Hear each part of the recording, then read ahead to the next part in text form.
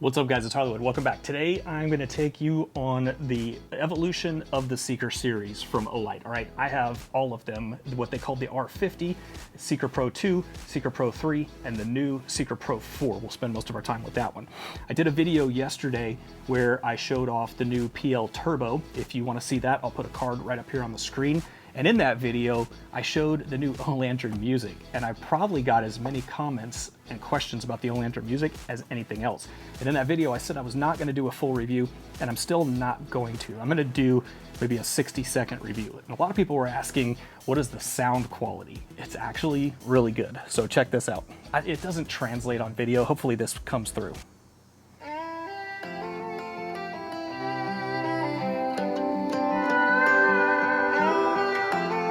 And then you can make the lights dance with it. So there's just light. My paycheck could be bigger, and cold beer could be cheaper. Turn the light up and down. I sure love a new truck, but I can't sell this beat. It goes to white light at the top. And then you can make it dance to the music. The grass could use more rain, but even on the hard days, man, I can't complain. I still live and breathe. Sounds good, right? Not just hit 3 green lights in a row on my way home. And I got a family that loves me, someone looking right up above me. And I still It's got some vibration in the table. There's bass. But I'm the Western definition of what a lucky man is. When I take a look at all the things I take for granted. All right, I've got my phone with some notes here. In fact, I got a really cool infographic that has the entire life cycle of the Seeker series. So if you want to see this in greater detail, I'll put a link to just a JPEG image down in the description below. You can pop that up and kind of view it. But here is my very first Seeker. The R50 is what they called it back in the beginning. You can see R50 Seeker right there. This one has a single emitter and an orange peel reflector in there. And when this thing came out, I was blown away. I loved this flashlight. I have used this extensively at deer camp, all right?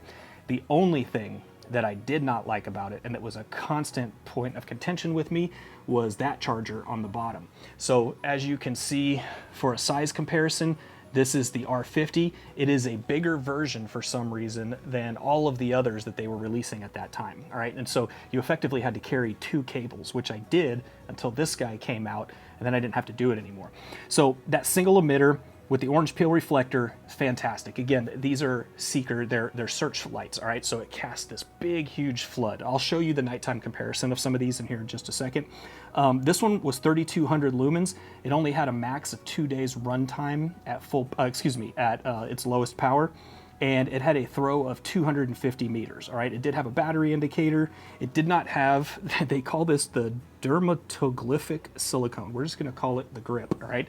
It did not have the rubberized grip like the newer versions do. And again, this thing was fantastic. That blue bezel was really, really sexy back in the day. And when this first released, it was $139. Right. Then the Seeker 2 came and kind of changed the game a little bit. This is where they went to having the battery status and the brightness indicators built into the bezel around the activation switch, all right? So this one was still a rubberized activation switch, just like on the R50. That though, this one went to 3 emitters in there, and these have more of the TIR lenses on them as opposed to just an orange peel reflector on the R50. This guy was 3,200 lumens, had 12 days of max runtime on its lowest setting, and again had a 250 meter throw. And there you can see that rubberized grip with those finger grooves in it. So the R50 was released in 2016. In 2019 was the Seeker Pro 2, and it was also $139. All right, and then in 2021, the Seeker 3 Pro. It went to a different button interface where instead of just pushing the button and it showing you your status indicator, you had to kind of roll it to unlock it first before you could turn it on. Oops, roll it the other way. And then it was able to turn on. So one of the issues that they had had in the past was when these things come on like in a bag or something like that, they got incredibly hot. So they built this functional kind of lockout mechanism into the switch so that you had to roll the button first and then click it before it would turn on, all right? So it's kind of a lockout feature. And here is where they went to the 4 emitters. This guy was 4,200 lumens, had 15 days of runtime on its lowest setting, and again, 250 meters of throw. And there, can you see that? The battery status indicators lit up. So you have the battery on one side and the brightness level on the other side. And this guy was also $139. Now, I don't remember where in the series it happened, maybe on the 2, I can't remember exactly, but they came out with these holsters to carry, all right? And these are actually really, really nice quality. You get some stuff from AceBeam and Phoenix and stuff, and it's like a second thought, right? There's not a lot of thought put into the carry option on this, which brings us to 2023 and the Seeker 4. I'll get into the holster option on this in a bit, all right? This thing is 4,600 lumens, all right? It stands just a hair, I mean literally a hair taller than the predecessor. Still 15 days max runtime. You still have your 4 emitters in there. This one, you also have to roll the button in order to get the brightness and the battery level indicators to show up.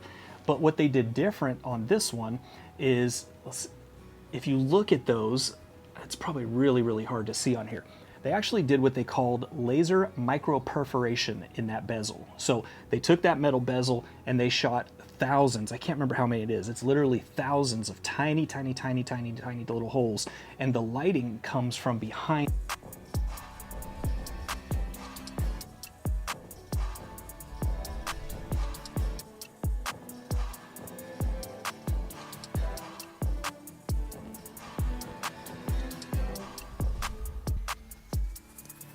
Here we have the very first flashlight in existence with laser microperforation technology. And the switch on this is actually metal now, whereas you had rubberized switches previously, all right?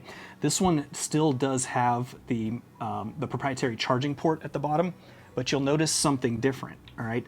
There's 2 rings on this one as opposed to 1 on the predecessors. And that's where the new holster option comes in, all right? So now they are really going after the duty market on this, all right? Now there's 2 ways to charge this. You can still charge it with your proprietary magnetic tail caps, but you can also charge it in the holster. So you see down inside the holster there is another mechanism, and there's a USB-C port on the side. So I've seen a lot of content on this where guys are mounting it in their trucks, where you can take it home at night. There's a clip that comes with it.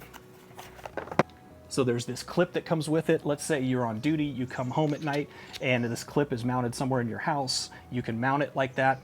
You can mount this. It comes with sticky as well as some screw holes. You can mount this in your vehicle if you so chose to do so. And then you could run a USB-C to keep this thing charging at all times. And it's very, very retentive. So it snaps in quite well. So look, I'm just holding the clip. The thing that they advertised was that when you put it in the holster, it has an auto lockout mode so that it cannot activate while it's on your belt, okay? And then you take it out of the holster and you can activate the light. All right, so here's how that auto lockout works. If you twist the dial, hit the button, you can turn this on. Now from here, if I push the button, push it again, it comes right back on. I don't have to twist the dial again unless this sits idle for a period of time, all right? Off, on. But if I turn it off and put it in the holster and then try to push the button again, notice it locked it out, all right? And now you have to actually twist the dial again and push it. So it resets that lockout so that you have to re-engage the dial in order to get it to come back on. Because I think the last thing you would want is to have this on, put it in your belt, the button gets bumped and it comes right back on, okay? So really cool that it locks out like that. And let's talk about that color. So this morning, my wife and I come out here every morning. There's some chairs and you can see some couches on the other side. And we sit and we listen to music or we watch the news, drink some coffee. And this morning, I had this all set up from yesterday. Unfortunately, weather went south yesterday and I couldn't get this video done. But we sat out here this morning, we were having coffee, and she looks over at the table and she goes, "That blue is really pretty." And to my knowledge, I think this is the first time they've done this color. Hopefully that comes through on video. That is a really, really cool blue. So I don't know what kind of supply they've produced on these, but that would be the route I would go. All right, and last but not least, I mentioned this in my video yesterday. Olight has now gone to a lifetime warranty. All right, say it with me 5 times, just kidding. So they used to have a 5-year warranty and it was quite limited, all right? Now accidental breakage is covered, and it's retroactive to January of 2023. So if you've bought anything in this calendar year, that lifetime warranty applies. The only things that I've seen that it doesn't cover, correct me if I'm wrong, is intentional breakage. So let's say I'm doing one of my drop tests and I break it, you know, they're not going to cover that. Or theft. You know, if somebody steals your stuff, they're not going to replace it. So anyway, lifetime warranty now on some of these products. Man, it just keeps getting better. All right, but let's take them out back and see how they perform. Up first, that is the Seeker 4 Pro.